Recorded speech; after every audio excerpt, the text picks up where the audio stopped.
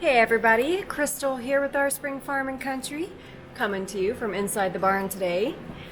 We have been tagged by OMG, our friends at Ozark Mountain Goats, with 10 questions about how this pandemic has affected us and our farm. So thought we'd jump into that, answer these questions, and then maybe add a bonus one as well. So let's get right to it. So the first question was, how many rolls of toilet paper do you have? Well, we haven't really seen an issue around here of getting toilet paper. We buy our toilet paper from Sam's, and they have put a limit on it from the beginning, so you could get a case of it. I think 2 cases was the limit or something like that. But every time we went to Sam's, which is usually monthly or so, we'd always pick up some anyway. So I think those cases have 35 rolls in it. So that's usually what we have on hand around the house. The second question is, what has been the biggest change since the lockdown? Well, for us, and I think you're probably hearing this from a lot of homesteaders and those on farms, is there's not really been a big change. We are homebodies. We like being here. In fact, if we were to take a vacation, it would be more like a staycation because we love just being on the farm and doing things around here and being with the animals. So it really hasn't changed much for us. I think other than elective doctor visits and things like that for normal checkups, those things were canceled. But other than that, Theo's decided he's going to knock around the camera. Other than that, it's really not changed much at all. Question number 3 is, where are you currently living? Well, we are on a little farm in Missouri, so we're just north of Springfield, and we're on about 10 acres here and loving every minute of it. Question number 4 is, what have you gone without? Well, nothing. We really haven't gone without anything. I know a lot of our friends and such, they talk about maybe they love to go eat out or things like that. But again, we really didn't do a lot of that prior to all of this. If we wanted sushi, we made sushi. And if we were craving Chinese, we made Chinese. So we kind of just made do here, and we really didn't go without anything. We supported small businesses, our local businesses where we could, so we ordered in at times and did curbside pickup and things like that. But really, for the most part, we cook everything here on the farm, and if we want exotic, we learn how to make exotic. The next question is what are you most grateful for? Well, I have to say, I'm most grateful for being on the farm and being, part of this lockdown and being with James. There's nobody in the world, I know as sappy as it sounds, that I'd rather go through this with than him. Why isn't he doing this video with me? Because I would need a roll of duct tape, tie him down, and I guess it's kind of frowned upon in most societies to do that. He really isn't like an interview type of person to get him on camera like that. It's hard enough to get him on camera during regular things.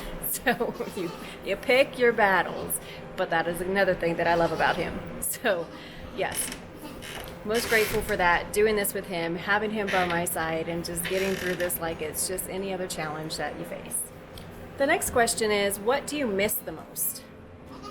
I don't know if we really miss anything. So like I said, we do a lot of things right here on the farm, so we haven't gone without, we're not craving anything.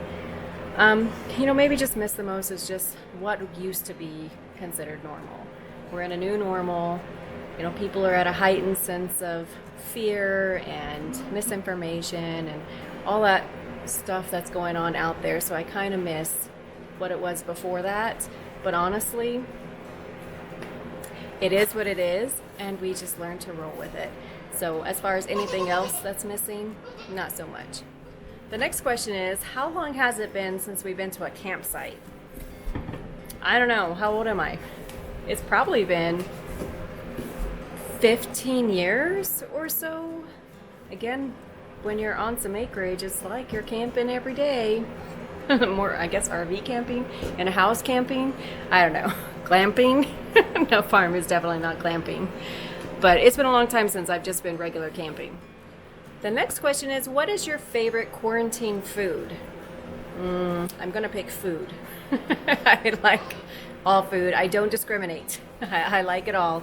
Quarantine food, I don't know. We make plenty of our own bread here. We get lots of eggs, so we make lots of meals with eggs. We've done waffles for dinner, which has been fantastic during quarantine.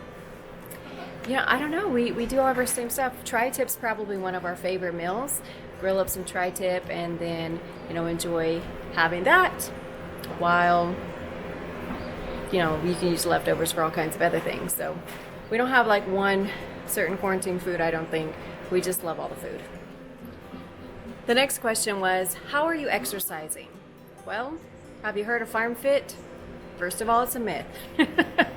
Okay, you think you're going to get on a farm and you're going to just be Hercules. Now, you have to be doing something every day for that. But as far as exercising, we do have a lot of projects and you sweat a lot and you use a lot of muscles. But honestly, I get up in the morning and personally, I jump on the treadmill. I try to get in 10,000 steps a day at least and just get some movement in every day. I have a desk job. Unfortunately, farming isn't my one and only job.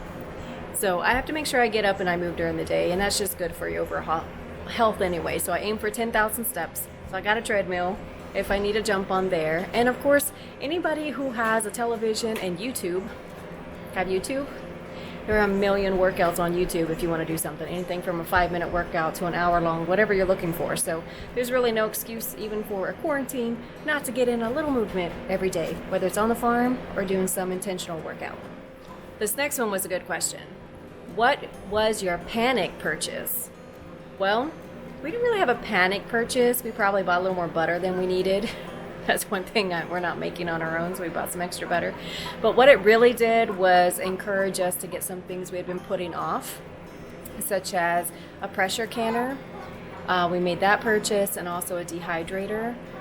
This kind of just opened our eyes to, we want to be more self-sufficient, and we talk about being more self-sufficient, but we hadn't actually taken the actions to make that a reality. So we did when all of this started happening. That was the push we needed apparently, because we did buy both of those, and we had to buy brands that we had never really thought of before, because when we went in to buy, apparently it was a panic item for other people too, because they were sold out of all the ones that we actually wanted.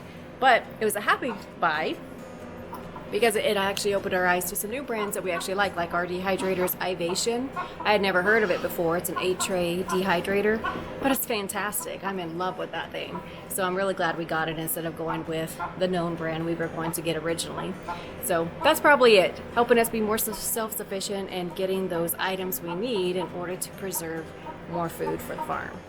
A bonus question that they asked was, what's our favorite thing about this pandemic? I don't know. A favorite thing probably would just be bringing families closer together, doing more things together. Again, we were already homebodies and on the farm and doing all those things, and we love to be home. But, just kind of pulls you in tighter, makes you appreciate the little things more, and also not take for granted those things that you just do every single day that you don't even think about. So that's probably my favorite things about this. It just opens your eyes, it makes you more aware, and you can learn from it. And learning is the best thing. When you stop learning, you stop growing. And then my bonus question that we thought we would ask, this actually came from James, was, after finding out how hard farm life can be, would you ever go back to whatever you did previously? When he asked me that question, it was a resounding instant, absolutely not. Farm life can be a struggle sometimes. And it's hard work, especially when you're starting from scratch like us. We had to create everything you see here. We just had the skeleton of a farm, and we had nothing but woods, and we've had to do everything from the ground up. So it has been some back-breaking long days, and I wouldn't trade it for anything. I have a regular job, like I said, but the farm has to be the most satisfying work I've ever done in my life. It's something that when I get off work, I look forward to doing. And weekends, I look forward to doing. And when I put my head on that pillow at night, it's with pure satisfaction. So absolutely not would I go back to the city life we came from prior to this. So I'd have to ask you the same question. Would you ever go back? So that was all the questions for this one. And I would personally like to tag the new adventure. If you guys haven't checked out their channel, please do. They have the most interesting content because they juggle farm life. They love to travel. They do some cooking. They teach you how to be Southern, which is very informative if you don't already know. So check them out for sure. I'm tagging them in here so they can do these questions as well. And I really appreciate you guys following along with this. Now I'm going to give you a little sneak peek of what's coming up in the next video. Which, as you can see, babies. So you'll have to stay tuned for that, because we had a very interesting labor and delivery story that we've got to share with you all. But thanks for tuning in and watching, and we will catch you on the next one.